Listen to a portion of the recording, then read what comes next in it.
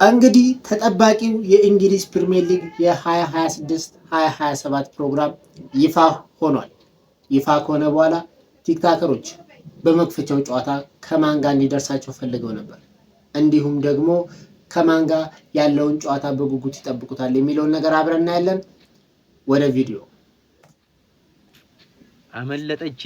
አመለጠችኝ እቺ ወያላ አመለጠች። ራሷ ናት መሰል ድልድሉን ያወጣችው። አመለጠች እና ከ80 ሚስቴ ጋር ደርሶኛል። ከብሬንፎርድ ጋር መክፈቻ ጨዋታ ማለት ነው። ብሬንፎርድ አርሰናል ነው መሰለኝ አመለጠኝ። በማንኛውም ቦታ አትከለክለኝም። እግሯን ከፍታ ነው የምትሰጠኝ። በቃ ከፍታ ሰጠት ነው ማረጋት። አለቀ በቃ። ገብተህ ማየት ትችላለህ ብራዘር። ብሬንፎርድ አጨክንብኝ። በቃ መክፈቻ ከሷ ጋር ነኝ። ሜዳሽ ላይ መጥቼ አድርጌ በቃ አለቀ። ወያሊት ግን ተመስገን በይ በቃ። ቀጣይ መጥተው በነገራችን ላይ ቶተናምን ጠብቁት። ቀጣይ እንዳደርጉ ተማንኛው ወያላ መለጠን ጀሞ በጣም በሚያናድ ሁኔታ አመለጠን። ወንት ቆን አንደኛ ሳምንት እንለጣለጥ አልኩት። ፈርቶ ከዞን መጣው እና ቤት ቆጣኛለች። አንተ ከሁለት ካርሳል ጋር ነው የሚፈልጉት። በስንት ለመና ጎትቼ አሳልፈኝ ሳምንት አስመጣሁት። ብታመጪ መተመጪኝ ወያላ አታመጪኝ። ምን እኔ ወጥኛለሁ አንተ ለመለጥለት ዘንድሮ 16ኛ ሳምንት ላይ እንገናኛለን። አገኝሻለሁ። እንዲህ በቀላሉ እንፈታ። ሌላውን ይሁት ከሲቲ ምናምን እኛ 16 ሳምንት ማፈቀኝ መቼ ነው? የቀጣይ ዓመት እንግዲህ የክለባችን ፊክስቸሮች ሙሉ ለሙሉ ወጥቷል ማለት ነው። ቪዲዮን ፖዝ አድርጋችሁ ተመልከቱ። እዚህ ጋር አስቀምጥላችኋለሁ ማለት በመጀመሪያ ሳምንት ኮቨንትሪ ነው አግኝተን ልጥልጥ አድርገን የምንጀምረው ማለት ነው። በመሄዳችን ነው ከኮቨንትሪ ጋር ምን ጨዋታው ስድስት ነው የምናገበው። ገብቷችኋል አይደል? መጀመሪያ ሳምንት ላይ ተጫወቱ ተብሎ ነበር፣ ግን ኮቨንትሪ ቀይሩልን። ለምን ሁሌኛ እያተሸነፈን እንጀምራለን? አምና ተሸነፈን ዘንድሮ ማንሸነፍን ብለው 16ኛ ሳምንት ነው የምንጫወተው ከዩናይትድ ጋር ማለት ነው። እሱንም ግን ወስደን እንለጠልጠዋለን። በዚህም በዛም አታመልጡንም። ቀጣይ ዓመት ገብቷችኋል አይደል? ሌፍት ዊንግ ላይ አንድ ደህና ሰው እናመጣለን። ሻምፒየንስ ሊጉን ከዛ ቀጣይ ዓመት ቼዝ የምናደርገው ሻምፒየንስ ሊጉን ነው። ህይወታችሁ ይበላሽላችኋል ይሁላችሁ ማለት። ፕሪሚየር ሊጉ የባለፈውን ዓመት ስህተት ላለመድገም ደግሞ የመጨረሻ ሳምንት ላይ ከብራይተን ጋር ነው የምንጫወተው። በሜዳችን ነው። ገብቷችኋል? ሜዳችሁ ላይ አንሱት ዋንጫው ምናምን ብሎ ያው እንትን ብሎናል። ስለዚህ በሜዳችን ነው የምናነሳው የመጨረሻ ሳምንት ላይ። ገብቷችኋል አይደል? እዚህ ጋር ካሉት ከሙሉ ፊክስቸሮች ወሮች እንግዲህ ዲሴምበር ላይ ያለው ትንሽ ተደራራቢ ጨዋታዎች ይበዙታል። ፊክስቸር ስለሆነ ምናምን ነገር ዩናይትድ ምናምን ብትመጣ ምንም አንሰማህም። ገብቷል አይደለም? አምና ተሸንፈናል በእናንተ ማለት ነው። ዘንድሮ እንበቀላችኋለን። ህይወታችሁ ይበላሻል። ህይወታችሁን እናበላሽዋለን። አቤት ትርፌ እድለኛ ቡድን! ኧረ ምን አይነት ትርፍ ያለ ቲም ነው በእናታችሁ። እኔማ በሲዝኑ መጀመሪያ አግኝቼሽ እንደ አምኖ አንድ ሴት ቢስጎል ቅርቅር አድርጌብሽ አስለቅሽሽ በእንባ እየያስ ብዬ ሲዝንሽን ልጀምረው ነበር፣ ግን ተረፍሽ። ምን አይነት እድለኛ ቡድን ነው ማንቸስተር ዩናይትድ ማለት። 2-2 ወይኔ የተረጋገጠ 3 ነጥብና 3 ጎል ነበረኝ እኮ። እንደው አንድ ጎል አግብቼ በሴት ቢስ ላቃጥልሽ ነበር፣ ሲዝንሽን በእንባ ላስጀምርሽ።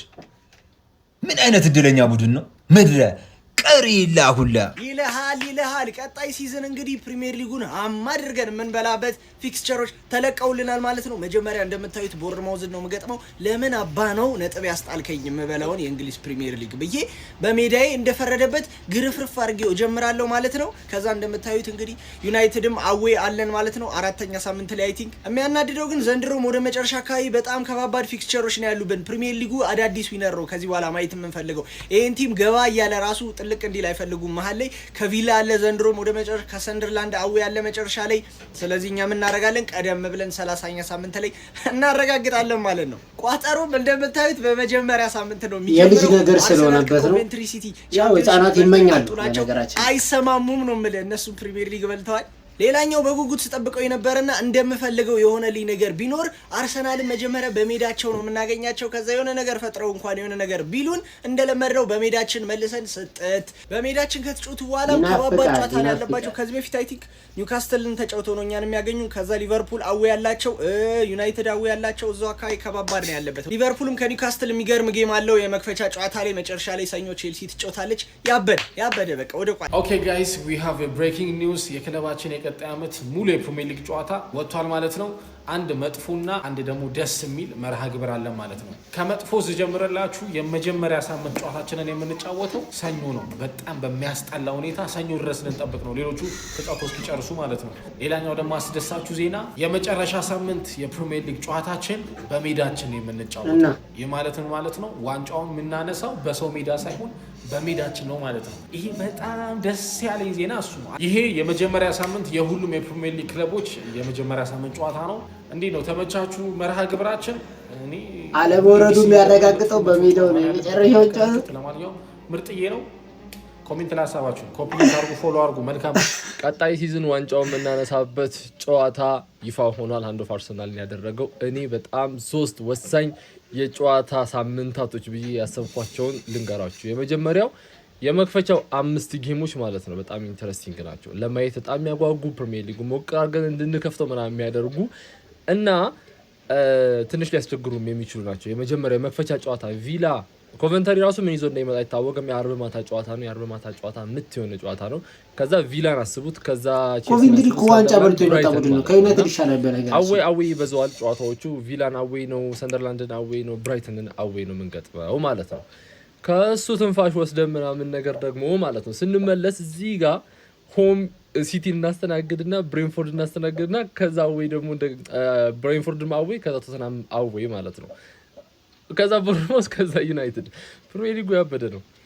ከዛ እኔ በጣም ኢንተረስቲንግ ነው ብዬ ግን አስቤ ነበር። ይኸውላችሁ ኒውካስትልን በሜዳችን እናስተናግዳለን። ከዛ ሲቲን እንገጥምና ከዛ ሁለተኛ ሰው ይሄንን ጨዋታ ሲል ማለት ነው። ቀደም ናኦሚ ሲቲ ደጋፊው የፕሪሚየር ሊጉ ዋንጫ ተፎካካሪዎች ቢያንስ 3 የሚታወቁበት ሰሞናት ይሆናሉ ብዬ አስባለሁ። ከ21ኛው ሳምንት በኋላ የምናደርጋቸው 22 23 እና 24ኛው ሳምንት ይመስሉኛል እነዚህ ጌሞች ማለት ነው። ኦኬ ከዛ በጣም ኢንተረስቲንግ ደግሞ ሌላ ታይም ላሳያችሁ። ቪላን ቦርንማውዝ እና ቶተንሃም የምንገጥምበት ይሄ ኦልሬዲ ዋንጫ ፉክክር ውስጥ ሁለቱ ቲሞች ምናምን እዚህ ጋር ስንደርስ ዋንጫውን በልተናል። በነገራችን ሜቢ ልናረጋግጥም እንችላለን። ሆም ነው እዚህ ቶተንሃም እና ቶተንሃም ጋር ምናምን ብናረጋግጥ ደስ ይለኛል። ኦር ቀድመን አረጋግጠን አስጨብጭበን ብናስገባቸው ማለት ነው። በጣም የወደድኩት ነገር ዋንጫውን ስናነሳ በሜዳችን ነው የምናነሳው እና ኢትስ በጣም ጸዴ ፕሪሚየር ሊግ በጣም ያጓጓ ገና ካሁኑ ቶሎ ወርልድ ካፕ አልቆ ፕሪሚየር ሊጉ በነገራችን ላይ ካለፈው ፕሪሚየር ሊግ አይቶ ያሻሻለው ነገር ቢኖር ይሄ ነው። እናንተ የትኛው ፔሪድ እንትን አላችሁ አጓጓችሁ ገና ካሁኑ? ዩናይትድ ለጊዜው ወደፊት እናወራበታለን ስለ ዩናይትድ ጌም። እነዚህ የታዩኝ ግን እነዚህ ናቸው። ቢያንስ እኔ እውነት 8ኛ ምናምን ጨርስ የታሰበበት አደገኛ ስብጥር የታየበት የዕጣ አወጣጥ ነው። በቃ ከመጀመሪያ ሳምንት ጀምሮ ሰኞ ከመጀመሪያ ሳምንት ቆይ ቼልሲ ደጋፊ ቅስሙ አልተሰበረም ያላችሁ ማን? ገና ካሁኑ ሊያስበሽቁን ሊያስነቁሩን ሳምንት አለ። የመጀመሪያው ሳምንት እንኳን ምን አለ ከሌሎቹ ጋር ደብለቅለቅ ቢያደርጉን ቅዳሜ አለ እንደ ሶስተኛ ተጨርሳለ እንደ ዩናይትድ ምን ሆነ ነው እሑድ ሰኞ ገና በመጀመሪያ ሳምንት ገና ዩናይትድ እኮ ሰኞ የተፈተ እኮ ነው ሶስተኛ ጨርሶ በነገራችን ካሁኑ ሰኞ ከነማ መባል ጀመረ። ካሁኑ ማለት የፕሪሚየር ሊግ ፕሮግራም አውጪው የአርሰናል ደጋፊ ጋር ስብጥር አለው። በቃ ወይም የአርሰናል ደጋፊ ነው ወይ ከአርሰናል ደጋፊ ማህበር ጋር የሆነ ንክኪ ያለው ወይ አርሰናል ደጋፊ ጋር ብቻ አርሰናል ጋር ንክኪ ያለው ተቃጠል ያለው ሰው ዛሬ ቲክቶክ ላይ ስገባ ስክሮል ስታደርግ የጠላት ደጋፊዎች እንዳለ ፊክስቸር ተለቋል። ለመጨረሻ ጨዋታ ዋንጫ የምንበላበት ጨዋታ በሜዳችን ከሜዳችን ውጪ ምናምን እኛ 3 ዓመት ሁለተኛ ወተን ማን ነው ዘንድሮ ግን አንደኛ እንወጣለን ስላልን ዲሉዥናል ተባለ። 5 ጌም አሸንፎ ጸጉር ማስቆረጥ ያቃተው ጀማ ግን ዋንጫውን ፉላም ላይ ምናምን እንበላዋለን ይላል። ሲቲ እኔ ለጥፎኝ አርሰናል ዋንጫ እንዳይበላ ያለ ደጋፊ ደግሞ 10ኛ ጨርሶ ዋንጫ እንበላለን ይላል። በስትራስቡርግ እናስጨበጨባቸው ክለቦች ልንገራችሁ። የሊቨርፑል ሊድስ ያጨበጨባል፣ ኖቲንጋም ያጨበጨባል፣ ኤቨርተን ያጨበጨባል፣ ብራይተን ያጨበጨባል። ዋንጫ በልተው 500 ሚሊዮን አውጥተው ነገሮች ስቲል ሊቀያየሩ እንደሚችሉ ስለተረዱ ማለት ገባ አይደል? ሲቲዝንስ ደግሞ እንደ ድሮ ኮንፊደንስ የላቸውም ግን መተው ቢሉም ችግር የለውም ያምርባቸዋል። ባለፉት 10 ዓመታት 6 የበሉ ሰዎች ናቸው። ገባ አይደል? እናንተ ዋንጫ የቼልሲ እና ዩናይትድ ደጋፊዎች የዋንጫ መሃን የሆናችሁ ቡድኖች ማለት ምን አባታችሁ ናችሁ ነው ዋንጫ ምናምን የምትሉት? 15ኛ ሳምንት ላይ ምናምን እንደምትሉ ግልጽ አይደል? አሁን አላማችሁን በግልጽ ተናገሩ። አመቱ ሲጀመር ዋንጫ ለመብላት ነው ለዋንጫ ነው የምትጮቱት? ንገሩ። ዝም ብላችሁ ምናምን ሽልጥልጥ እንዳትሉ በኋላ 5ኛ ሳምንት ላይ ተስፋ ለምትቆርጡት ነገር ማለት ነው። ዋንጫ የቋጠሮ ቀን ይላል። የሚገርም ነው ጀማ። በዛሬው ዕለት የማንቸስተር ዩናይትድ የመጀመሪያ ተፋላሚ ክለብ ታውቋል። የመጀመሪያው የማንቸስተር ዩናይትድ ተፋላሚ ክለብ የሆነው ዘንድሮ ከቻምፒዮንስ ሊግ ያደገው ማለት ነው ሁሉ ሲቲ የማንቸስተር ዩናይትድ የመጀመሪያ ተጋጣሚ ከሻምፒዮንስ ሊግ ያደገው ሁሉ ሲቲ 8ኛ ሳምንት ድረስ ተፋላሚዎች እነዚህ ናቸው። በሚጀምረው ቀን በቅዳሜው ዕለት ማለት ነው ማንቸስተር ዩናይትድ ያሰጋዋል ሁሉ ሲቲ ዩናይትድ በቦክሲንግ ዴይ ማለት ነው ማንቸስተር ደግሞ ከሻምፒዮንስ ሊግ ነው ያደገው። እንዲሁም ደግሞ የማንቸስተር ዩናይትድ 10 ተከታታይ ጨዋታዎች ማለት ነው እንደዚህ ሁሉ ሲቲ አለ፣ እዚህ ጋር ደግሞ ኢፕስዊች ታውን አለ፣ እዚህ ጋር ደግሞ ኤቨርተን አለ፣ እዚህ ጋር ሲቲ ማንቸስተር ሲቲ አለ፣ እዚህ ጋር ፎልሃም አለ፣ እዚህ ጋር ደግሞ ቶተንሃም አለ፣ እዚህ ጋር ደግሞ ማለት ነው እንደገና ከዛ በርንማውዝ አለ፣ እዚህ ጋር ደግሞ ሁሉ ሲቲ ነበር ወኔ ነበር እዚህ ጋር አፎን ቪላ አለ ማለት ነው። ጀሞ እነዚህ የማንቸስተር ዩናይትድ ተከታታይ 10 ሳምንት ተፋላሚዎች ናቸው። ጀሞ አዲስ ነገር ሲኖር ፓስ እናደርጋለን። ቪዲዮ ላይክ፣ ሼር፣ ኮፒ እንዳይረሳ። በቼልሲ በኩል የሚቀጥለው ዓመት የሚደረጉት የጨዋታ መርሃ ግብሮች ታውቀዋልና እነዚህን ይመስላሉ። ከኋላ የምታዩትን በጣም ነው የፈራሁት። ለምንድን ነው የፈራሁት መሰላችሁ? በህይወቴ ፎር ዘ ፈርስት ታይም የቼልሲ ደጋፊ ሆኜ የሚቀጥለውን ሲዝን ፈራሁት። ምክንያቱም ቼልሲ ምንም አይነት እንቅስቃሴ እያደረገ አይደለም። በተቃራኒው ደግሞ ተጫዋቾች እየወጡበት ነው። ኢቭን ተጫዋቾች ለመተካት የሚይዛቸው ሩመሮችን ብታዩት በጣም ነው የሚያናድደው። ማለት የሆነ የምንጠብቀው አይነት ቲም አይደለም። እስቲ ለኛ ሁለት ጥቁር ተጫዋች ያስፈረመናል ምናምን ገብተው ተጫዋች እያስፈረሙ ነው። የኛ አሰልጣኝ ምንም ስራ አልጀመረም። ምንም እያስፈረመ አይደለም።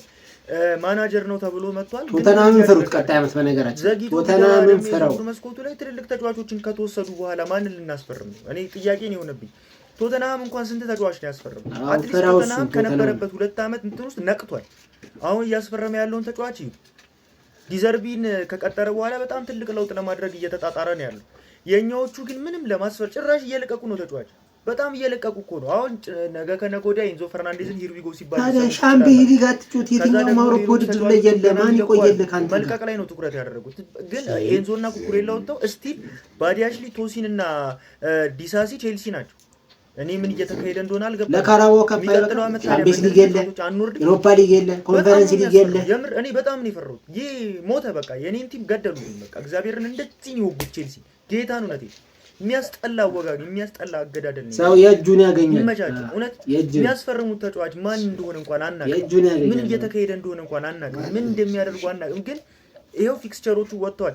ማንንን ነው የምንገጥመው? እስቲ ፉልሃምን ሜዳ ነው የመጀመሪያ ጨዋታው። ፉልሃምን እናሸንፋለን። ከዛ ብራይተንን ነው በሜዳችን ብራይተንን እናሸንፋለን። ምንድነው እሺ የምናደርገው? እንዴት ነው የምንቋቋመው? ማንን ነው እሺ የሚያመጡልን?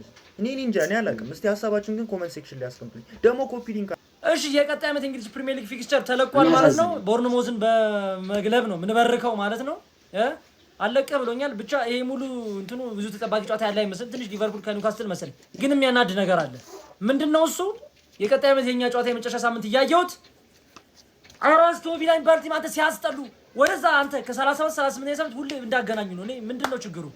የመጨረሻ ሳምንቱ ከይኖራ ገብረ ማማይ ነው ጨዋታ አራት ጨዋታ ምናምን ከሰንደርላንድ አስቶን ቪላ ምናምን ከሊቨርፑል ጀምሮ ያለው ገብረ ማማይ እና ደግሞ የመጀመሪያዎቹ 5 ሶስተኛ መሆንን ታረጋግጣለህ። ዩናይትድ የሊቨርፑል ያርሰናል የማይ የሚከብድ ይመስላል። የኛ በጣም ከባድ ነው። አርሲዬ ምን ነው እንዲህ መጣሽ እንዲህ ድንቅር አልሽ ሶስተኛ ሳምንት ላይ ያው ሰምታችኋል። የ2026-27 የውድድር ዓመት ፊክስቸር ወጥቷል እና ሶስተኛ ሳምንት ላይ ቢግ ሲክስን ከሚያገናኙ አርሰናል ቢግ ሲክስ ጨዋታ የመጀመሪያው ይሆናል።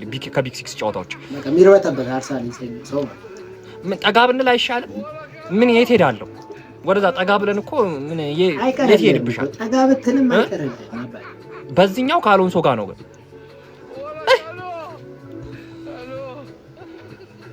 በቃ እና የቀረው ይሄ በ10 ወራት ውስጥ የማናደርገው የቀጣይ ሲዝን ጨዋታዎች እነዚህን ይመስላሉ።